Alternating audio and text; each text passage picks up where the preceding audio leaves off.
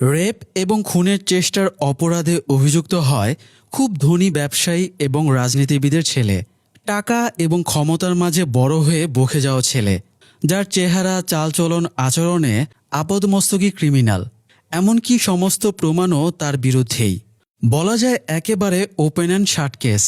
তাই কেউই তার কেসটা নিতে চাইছিল না। এমনকি শহরের সবচেয়ে নামকরা লয়ারও কেসটা রিজেক্ট করে দেয়। কিন্তু সেই লয়ার পড়ে যায় আরেক বিপদে। পরিস্থিতি এমন দাঁড়ায়, নিজের মেয়েকে বাঁচাতে সে রেপিস্টের হয়ে তাকে কোর্টে দাঁড়ানো লাগে। একে তো সমস্ত প্রমাণ তার বিরুদ্ধে, তার উপর আবার বিচারের দাবিতে তীব্র আন্দোলনে ফুঁসে আছে জনতা। শেষ পর্যন্ত আইনের চোখের পর্দার সরলে কি রায় বেরিয়ে আসবে? জানতে হলে আসুন ঘুরে আসি কোর্টরুমের তর্ক বিতর্কের এক অন্য দুনিয়া থেকে। সোরিয়ামান গৌড় অত্যন্ত ধনী ব্যবসায়ী এবং জেনারেল ইলেকশনের প্রার্থী হর্ষবর্ধন গৌড়ের একমাত্র ছেলে। ধনী বাবার একমাত্র ছেলে, তাই নেই টাকার কোনো কমতি, নেই পাওয়ারের কোনো লিমিট। তাই মিডল এজে এসেও পার্টি ফার্টি করে লাইফটাকে এনজয় ছাড়া আর কিছুই বোঝে না সে। ইদানিং একটি তরুণী মেয়ে সোমা মিত্তলের সাথে তার বেশ ভাব জমে উঠেছে। যদিও ঘরে সোরিয়ামানের সুন্দরী বউ আছে, তবে চরিত্রের হেফাজতে তার নতুন নতুন মেয়ে না হলে চলে না। অবশ্য সোরিয়ামানের সাথে আপনারা কাকতালীয়ভাবে বাংলাদেশের একজন প্রখ্যাত ব্যবসায়ীর ছেলের মিল পেলেও পেতে পারেন। তো যাই হোক, পার্টিতে সোমার সাথে সময় কাটানো শেষে সোরিয়ামান তাকে নিয়ে বের হয়। রাতে একটা গাড়ি এসে রাস্তার ধারে থামে। একজন চাওয়ালা তখনও রাস্তায় বিক্রি বাট্টার উদ্দেশ্যে ঘুরে বেড়াচ্ছিল। গাড়িটা থামতে দেখে বিক্রির আশায় সে কাপ ভর্তি চা নিয়ে গাড়িটার দিকে এগিয়ে যাচ্ছিল। ঠিক তখনই গাড়ির ভেতর থেকে সোমাকে ধাক্কা দিয়ে ফেলে দেওয়া হয়। সোমা রক্তাক্ত, আহত এবং নিথর হয়ে রাস্তার ওপরে পড়ে থাকে। এই দৃশ্য দেখে চাওয়ালা নিজেও ভড়কে যায়।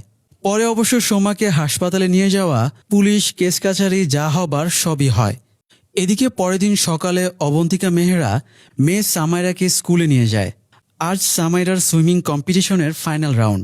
অন্যান্য অভিভাবকদের সাথে বসে অবন্তিকাও নিজের মেয়েকে উৎসাহ দিচ্ছিল। সামাইরাও শুরু থেকে বেশ ভালোভাবেই সাঁতার কাটছিল, কিন্তু হঠাৎই সামাইরা সেন্সলেস হয়ে যায় এবং তার পজিশনের জায়গার পানি রক্তে লাল হয়ে যায়।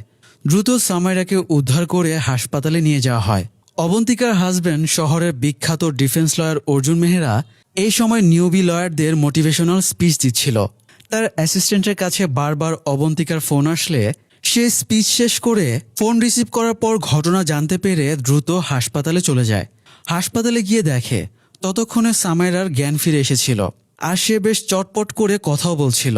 অর্জুন আর অবন্তিকা ডাক্তারের সাথে দেখা করলে ডাক্তার গালভানকার এখনই বিশেষ কিছু বলে না। সে আপাতত সামাইরার বেশ কিছু টেস্ট করাতে বলে, আর দুজনকে জিজ্ঞেস করে ওরা সামাইরার বায়োলজিক্যাল বাবা মা কিনা। মানে ওরা সামাইরার আসল বাবা মা কিনা সেটাই জানতে চেয়েছে আর কি। ডাক্তারের প্রশ্ন শুনে দুজনেই একটু চমকে ওঠে। বিশেষ করে অবন্তিকা একটু বেশি অস্বস্তিতে পড়ে এবং ওরা জানতে চায় ডাক্তারের এরকম প্রশ্নের কারণ কি। ডাক্তার গালভানকার বলে ট্রিটমেন্টের জন্য এটা জানা প্রয়োজন। সে ওদেরকেও ব্লাড স্যাম্পল দিয়ে যেতে বলে, যাতে সামাইরার ডিএনএর সাথে টেস্ট করে দেখা যায়। সামাইরা এখন যেহেতু কিছুটা সুস্থই আছে, তাই রিলিজ নিয়ে তারা বাড়ি ফিরছিল।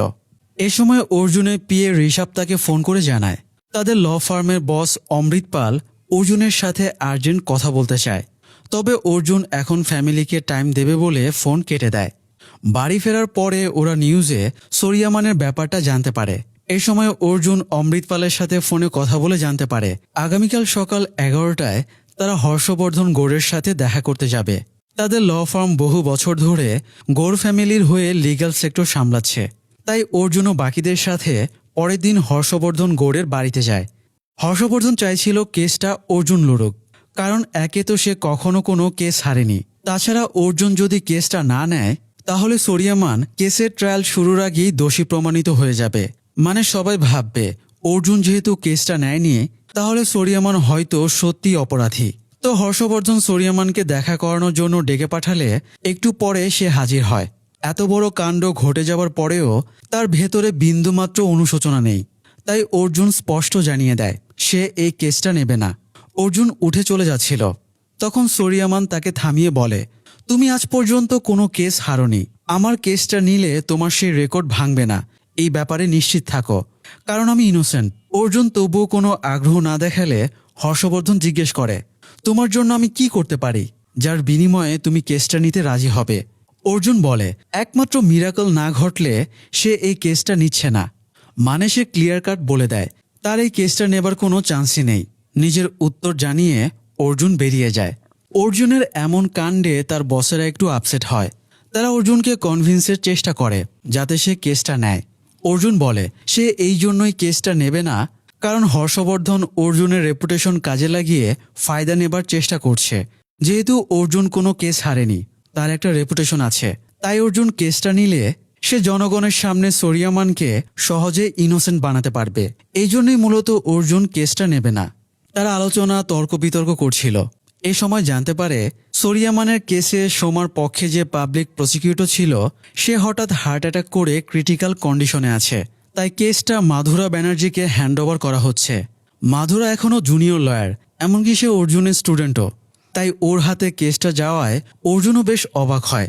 অবশ্য পুরো দুনিয়া জেনে যাবার পরে সবশেষে মাধুরা এই নিউজটা পায় সে এই কেসের প্রসিকিউশনের দায়িত্ব পাচ্ছে। যদিও সে জানবেই বা কিভাবে? ওকালতি তো তার পার্ট টাইম কাজ, আসল কাজ তো ঘরের বাজার সদাই করে রান্নাবান্না রেডি করে সব কাজ সেরে তবেই সে কোর্টে যেতে পারে। যাই হোক, এদিকে পরের দিন অর্জুন আর অবন্তিকা হাসপাতালে গিয়ে ডাক্তার গালভানকারের সাথে দেখা করতে যায়। ডাক্তার কোনো রাগঢাক না রেখেই জানিয়ে দেয় সামাইরার অ্যাডভান্স স্টেজের লিউকেমিয়া বা ক্যান্সার। দুজনে কেউই ব্যাপারটা হজম করতে পারছিল না। এইটুকু মেয়ের ক্যান্সার, তারা কিভাবেই বা মেনে নেবে? তাদের শোক কাটতে না কাটতে ডাক্তার জানায় সামাইরাকে এখনই ট্রিটমেন্ট শুরু করে দিতে হবে, আর ট্রিটমেন্টের জন্য তার স্টেম সেল ট্রান্সপ্ল্যান্ট প্রয়োজন। তবে স্টেম সেল ট্রান্সপ্ল্যান্টের জন্য রোগীর আসল বাবা মায়ের ডিএনএর সাথে পারফেক্ট ম্যাচ হওয়া লাগে। ডাক্তার এদের দুজনেরই ডিএনএ ম্যাচ করে দেখেছে। দুঃখজনকভাবে এদের ডিএনএ পারফেক্টলি ম্যাচ করছে না। আসলে অবন্তিকা সামাইরার আসল মা হলেও অর্জুন তার আসল বাবা না, সামাইরার বাবা অন্য কেউ। যদিও এই ব্যাপারটা অর্জুন নিজেও জানত। তার চেয়েও সাংঘাতিক ব্যাপার হলো সামাইরার বায়োলজিক্যাল বাবা হলো সোরিয়ামান। অর্জুনের সাথে অবন্তিকার বিয়ের আগে সোরিয়ামান আর অবন্তিকার রিলেশন ছিল। সোরিয়ামান অবন্তিকাকে ভোগ করে পরে তাকে ছেড়ে দেয়। সব জেনে শুনেই পরে অর্জুন অবন্তিকাকে বিয়ে করে। এখন সোরিয়ামান যেহেতু সামাইরার বাবা, তাই স্টেম সেল ট্রান্সপ্লান্টের জন্য সোরিয়ামানের বোন ম্যারো লাগবে। এই জন্য শত্রুতা মনে চেপে রেখে অর্জুন সোরিয়ামানের কাছে গিয়ে ব্যাপারটা জানায়। নিজের মেয়ের ক্যান্সার, এটা সোরিয়ামানের কাছে তেমন গুরুত্বপূর্ণ না। অর্জুন যে মাথা নত করে তার কাছে ফিরে এসেছে, এটাই তার আনন্দের কারণ। তো সুযোগ পেয়ে সোরিয়ামান শর্ত দেয় অর্জুন যদি তার হয়ে কেস লড়ে এবং তাকে নির্দোষ প্রমাণিত করে, তবেই সে সোরিয়ামানের জন্য বোন ম্যারো ডোনেট করবে। আর কোনো উপায় না থাকায় অর্জুন সোরিয়ামানের শর্তে রাজি হয়ে যায়। এরপরে সোরিয়ামানের ব্লাড স্যাম্পল কালেক্ট করে সামাইরার ডিএনএর সাথে ম্যাচ করে দেখা যায় দুজনের ডিএনএ পারফেক্টলি ম্যাচ করছে। অর্থাৎ সোরিয়ামান বোন ম্যারো ডোনেট করলেই সামাইরাকে সুস্থ করা সম্ভব। তো অর্জুন যেহেতু কেস লড়তে রাজি হয়েছে, তাই সোরিয়ামান আত্মসমর্পণ করে যাতে কোর্ট ট্রায়াল শুরু হয়। অর্জুনের সোরিয়ামানের হয়ে কেস লড়ার খবরটা টক অব দ্য টাউন হয়ে ওঠে। আলোচনা সমালোচনায় চারিদিক অস্থির হয়ে ওঠে। এরকম একটা কেস অর্জুনকে হাতে নিতে দেখে মাধুরাও বেশ অবাক হয়। তাছাড়া সে একটু টেনশনও পড়ে যায়, কারণ তাকে এই কেসটা তার আইডল এবং গুরু অর্জুনের বিরুদ্ধে লড়তে হবে। যাই হোক, কোর্ট ট্রায়ালের আগে মাধুরা কাজটা শেষ করে কোর্টে যায়। হাতে সময় কম থাকায় সে অ্যাসিস্ট্যান্টদের কাছ থেকে সোমার কেসের ডিটেলস চেক করে নেয়। সোমা ইকোনমিক্সের ব্রাইট স্টুডেন্ট ছিল, দেখতেও ছিল চমৎকার। ঘটনার দিনে অর্থাৎ 30 এপ্রিল রাতে সোরিয়ামান রাত 10টা থেকে 11:45 পর্যন্ত একটা ক্লাবে ছিল। পুলিশ সেখান থেকে 27,000 টাকার বিলও উদ্ধার করেছে। বারটেন্ডারের সাক্ষ্য মতে এদিন সোমাও সোরিয়ামানের সাথেই ছিল এবং দুজনে বেশ এনজয় করছিল। রাত 11:45-এ দুজনে একসাথে বেরিয়ে যায়। এরপরেই আহত অবস্থায় সোমাকে রাস্তায় পাওয়া যায়। আপাতত সে কোমায় আছে। মাধুরার পাশাপাশি অর্জুনও নিজের সেকশনে কেসের ডিটেলস নিয়ে ঘাটাঘাটি করছিল। অর্জুনের কাছে থাকা তথ্য মতে সেদিন সোমার দুজন বান্ধবীও সাথে গিয়েছিল। সোমার বান্ধবীরা তাকে সোরিয়ামানের সাথে একা কেন পাঠালো, অর্জুনের মনে এই প্রশ্নটা জাগে। যদিও একই প্রশ্ন মাধুরার মনেও ঘুরপাক খাচ্ছিল। তাই সে সোমার দুই বান্ধবী গ্রীষ্মা এবং হাববিকে ডেকে পাঠায় এবং এই ব্যাপারে জিজ্ঞেস করে। তাদের কাছে যতটুকু জানা যায়, সোমার সুগার ড্যাডি টাইপের লোকেদের বেশি পছন্দ ছিল, তাই সে এদের কাছেই ডেট করত। দুই পক্ষ কেসের ডিটেলস নিয়ে আরও ঘাটাঘাটি করে, যেমন সেখানে একজন চাওয়ালা আই উইটনেস ছিল। মাধুরা তাকে ডেকেও জিজ্ঞাসাবাদ করে এবং তার স্টেটমেন্ট কালেক্ট করে নেয়। সোরিয়ামান এবং তার স্ত্রীরও স্টেটমেন্ট নেওয়া হয়। দুজনে ভাষ্যমতে সোরিয়ামান রাত 1টার আগেই বাড়ি ফিরেছিল। এখানে ইন্টারেস্টিং ফ্যাক্ট হলো সোমার দুর্ঘটনাটাও 1টার সময় ঘটেছিল। মন্দির থেকে আসা যাওয়ার পথে কিছু লোক সোমাকে আহত অবস্থায় পড়ে থাকতে দেখে ওই সময় হাসপাতালে নিয়ে যায়। হাসপাতালে নেওয়ার পরে জানা যায় সোমার ঘাড়ে আঘাত করা হয়েছে। জাগুলার ভেইনটা কেটে যাওয়ায় অতিরিক্ত রক্তক্ষরণে সে মৃতপ্রায় হয়ে গিয়েছিল, আর এখনও সে কোমাতেই আছে। শারীরিক কোনো রিকভার হয়নি। যদিও সোমাকে যে অস্ত্র দিয়ে আঘাত করা হয়েছে সেটা এখনও পাওয়া যায়নি। তবে ঘাড়ের ক্ষত দেখে তাদের ধারণা হয়তো চাবির রিং দিয়ে ঘাড়ে আঘাত করা হয়েছে। যদিও মার্ডার ওয়েপন না পেলে কোর্টে এটা প্রমাণ করা যাবে না। তবে এটা ছাড়াও সোরিয়ামানের বিরুদ্ধে আরও অনেক প্রমাণ আছে। যেমন ঘটনার পরে সোরিয়ামানের গাড়িটা কেমিক্যাল দিয়ে খুবই প্রফেশনালি ধোয়া মোছা হয়েছে। সোমার নখে ব্লাড এবং স্কিন লেগেছিল, যেটা ধস্তাধস্তির সময়ে সাসপেক্টকে খামচে ধরার জন্য নখে আটকে গিয়েছিল। যদিও স্কিন সেল এবং ব্লাডের ডিএনও সোরিয়ামানের সাথে মিলে যাচ্ছে, সুতরাং এর চেয়ে স্ট্রং এভিডেন্স আর দরকারি হয় না।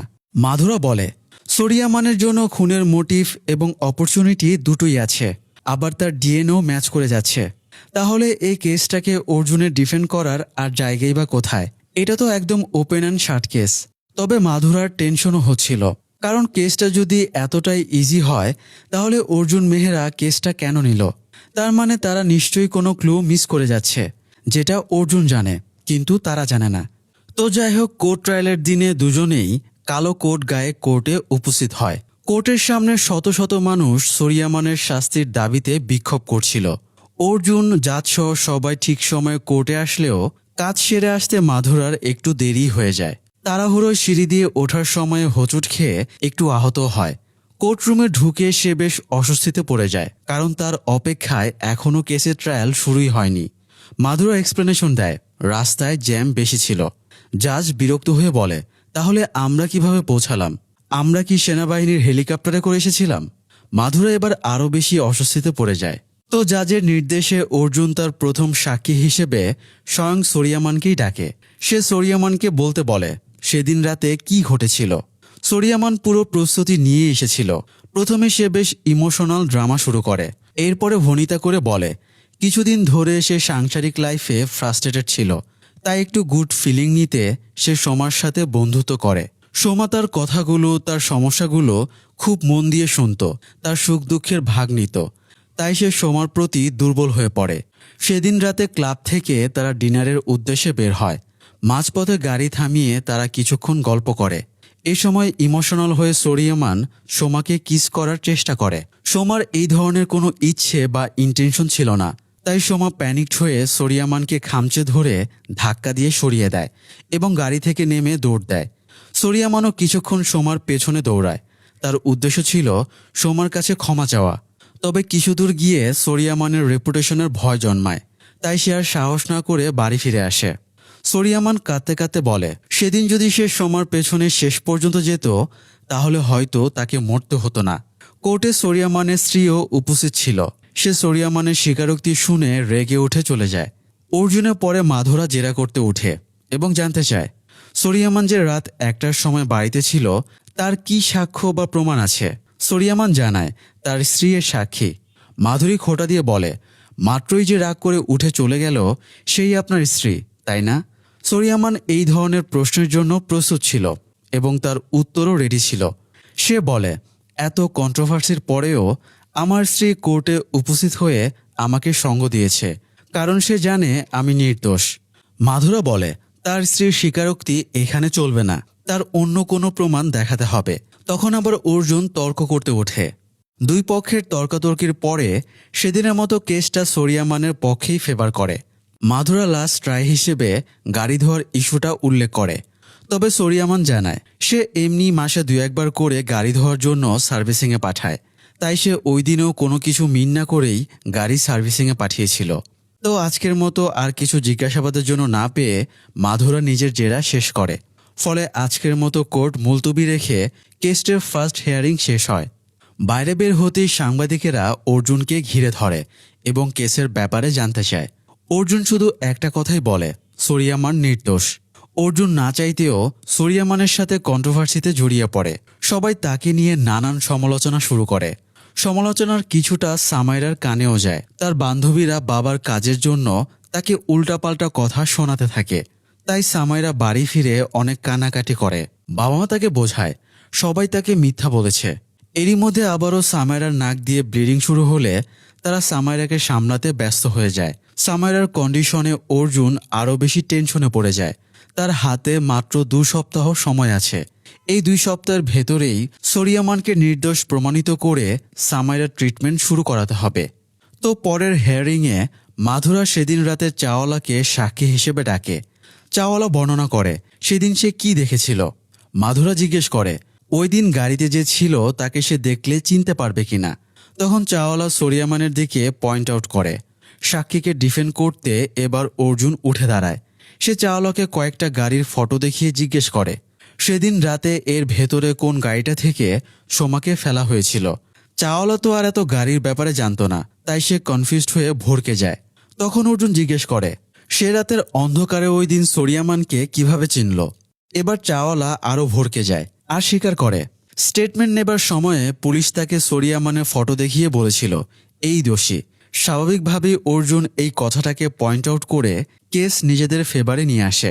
সে চাওয়ালাকে আরও ঘাবড়ে দেবার জন্য বলে মিথ্যা সাক্ষী দেবার জন্য পুলিশ আপনাকে কত টাকা ঘুষ দিয়েছে, আপনিও অপরাধের সাথে জড়িত। চাওয়ালা নিরীহ মানুষ, আতঙ্কে এবার তার প্রাণ যায় যায় অবস্থা।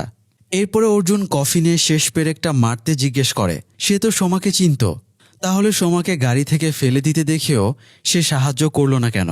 কারণ সোমাকে মন্দির ফেরত কিছু লোক প্রথমে দেখে হাসপাতালে পাঠিয়েছিল। চাওয়ালা বলে সে ওই সময় ভয় পেয়ে গিয়েছিল, কারণ এটা পুলিশের ঝামেলা। অর্জুন সাথে সাথে কথাটা পয়েন্ট আউট করে বলে মানুষ পুলিশকে ভয় পায় কারণ পুলিশ সবাইকে হয়রান করে। একইভাবে তার ক্লায়েন্ট সোরিয়ামানকেও হয়রান করা হচ্ছে।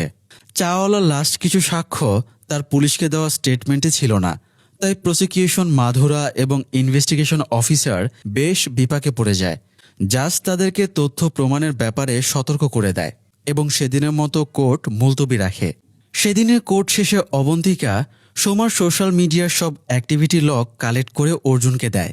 যদিও অর্জুনের ডিজিটাল লগের প্রতি তেমন কোনো আগ্রহ ছিল না, তবে এগুলোর ভেতরেই সে একটা গুরুত্বপূর্ণ ক্লু পেয়ে যায়। পরের দিন কোর্টে সোমার মা অর্জুনের সাথে দেখা করে জানতে চায় সোমার বয়ফ্রেন্ড অভিমন্যুকে কেন ডাকা হয়েছে। সোমার মা অভিমন্যুর ক্যারেক্টার সার্টিফিকেট দিয়ে বলে সে খুব ভালো ছেলে, এসবের সাথে তার কোনো লেনাদেনা নেই। অর্জুন যেন তাকে এসবের ভেতরে না জড়ায়। পাশাপাশি সোমার মা আফসোস করে বলে তার মেয়েটাও অনেক ভালো, সে র্যাঙ্ক করা স্টুডেন্ট, অনেক ভালো ফিউচার ছিল সোমার, অথচ সোরিয়ামান শয়তানটা তার জীবনটা শেষ করে দিল। তবুও অর্জুন সোরিয়ামানের কেস লড়ছে, এটা নিয়েও সে আফসোস করে। অর্জুন শুধু বলে সে নিজের কাজ করছে, যদিও মহিলার কথায় তার নিজের কাছে নিজেকে অনেক ছোট লাগছিল, কারণ সে জেনে বুঝেই একজন ক্রিমিনালের কেস লড়ছে। যাই হোক, পরের হিয়ারিংয়ে অভিমন্যুকে সাক্ষীর কাঠগড়ায় তোলা হয়। অর্জুন অভিমন্যু আর সোমার রিলেশনের কথা জিজ্ঞেস করলে অভিমন্যু জানায় সে সোমাকে খুবই ভালোবাসত। তখন অর্জুন জানতে চায় এতই যখন ভালোবাসে তাহলে অভিমন্যু একবারও সোমাকে হাসপাতালে দেখতে এলো না কেন। অর্জুন এবার 30 এপ্রিলের মানে ঘটনার দিনের অভিমন্যুর আর সোমার চ্যাটিংয়ের একটা স্ক্রিনশট দেখায়। চ্যাটিংয়ের মেসেজ অনুযায়ী সেদিন সোমা আর অভিমন্যুর মাঝে তুমুল ঝগড়া হয়েছিল। অভিমন্যু সোমাকে ক্যারেক্টারলেস, বেহায়া অনেক কিছু বলে গালাগালি করেছে, এমনকি দুজনের সম্পর্ক ব্রেকআপের পর্যায়েও চলে গিয়েছিল। এই মেসেজগুলো ইঙ্গিত করে অভিমন্যুরও সোমাকে হত্যার যথেষ্ট মোটিভ আছে।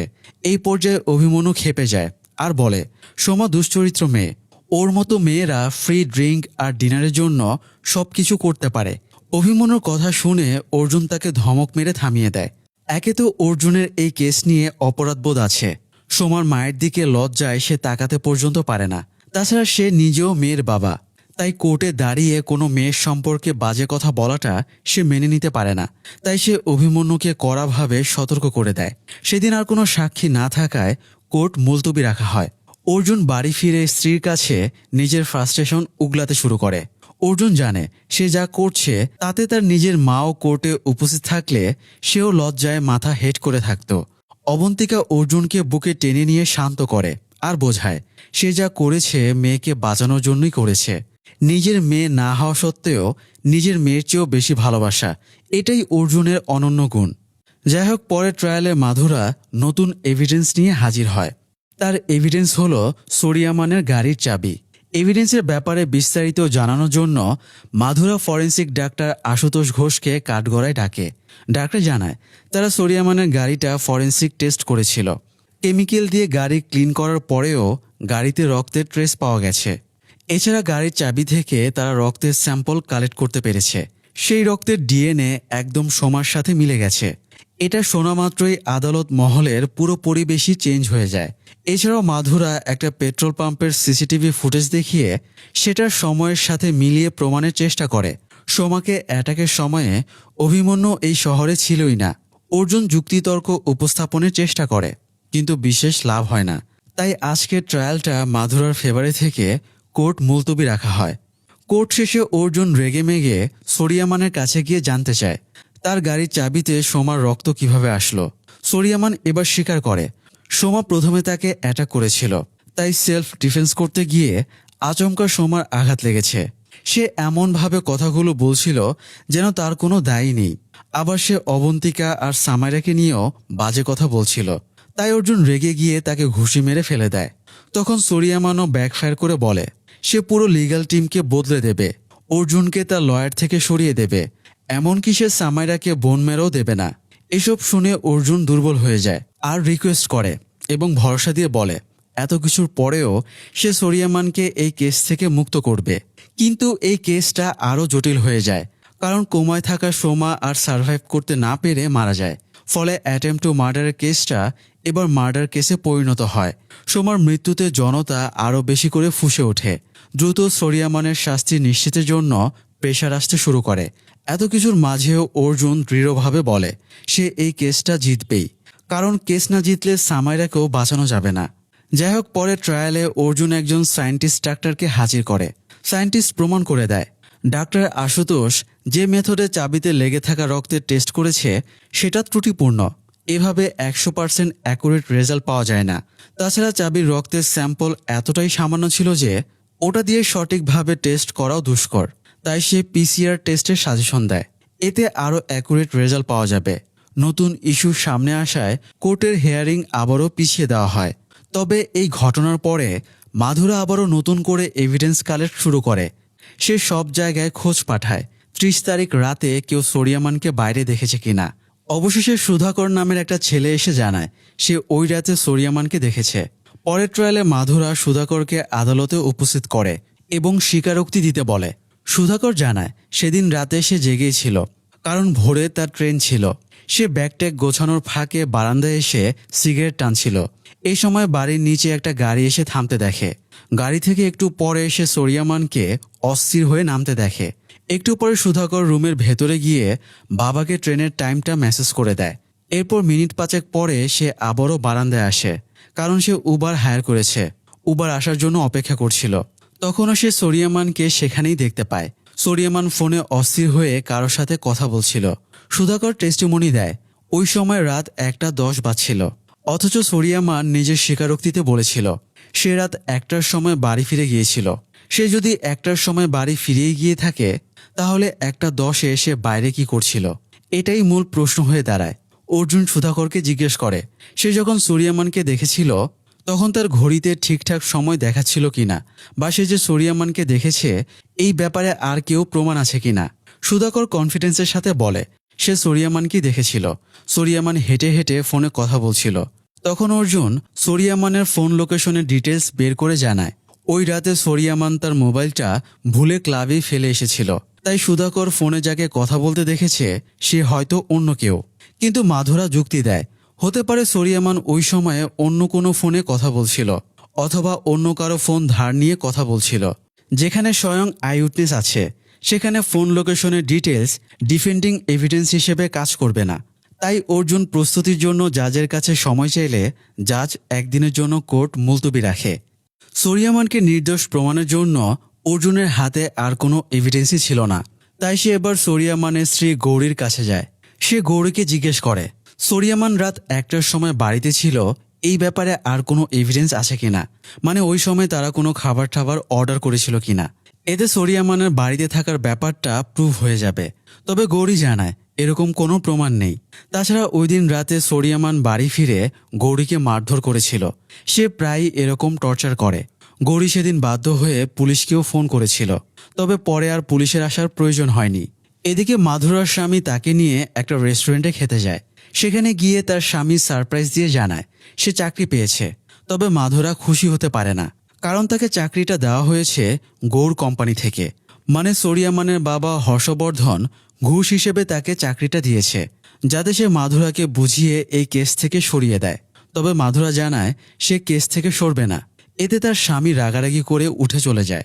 মাধুরাও চলে যাচ্ছিল, তবে কাকতালীয়ভাবে রেস্টুরেন্টে অর্জুন আসলে তার সাথে দেখা হয়ে যায়। অর্জুন কফির অফার করলে মাধুরা রাজি হয়ে যায়। কফি খাওয়ার সময় মাধুরা অর্জুনকেও জানায় হর্ষবর্ধন গৌড় তার হাজবেন্ডকে চাকরির টোপ দিয়ে তাকে কেস থেকে সরাতে চাইছে। যখন আসামিপক্ষ ঘুষ দিয়ে হাত করার চেষ্টা চালায়, তার একটাই মানে হয় ডিফেন্সের হাতে আর কোনো এভিডেন্স নেই। দুজনে কথাবার্তা বলছিল। এ সময় একজন অর্জুনকে ডাক দিলে সে কথা বলার জন্য সাইডে চলে যায়। তবে অর্জুন ভুলে মোবাইলটা টেবিলেই রেখে যায়। এই সময় তার এক অ্যাসিস্ট্যান্টের মেসেজ আসে। গৌরী হেল্প করতে রাজি হয়নি। সে সোরিয়ামানকে ফাঁসিতে ঝুলতে দেখতে চায়। যেহেতু মোবাইলটা টেবিলের ওপরে ছিল, তাই মেসেজ আসায় নোটিফিকেশন সিগন্যাল থেকে মাধুরা মেসেজটা দেখে ফেলে।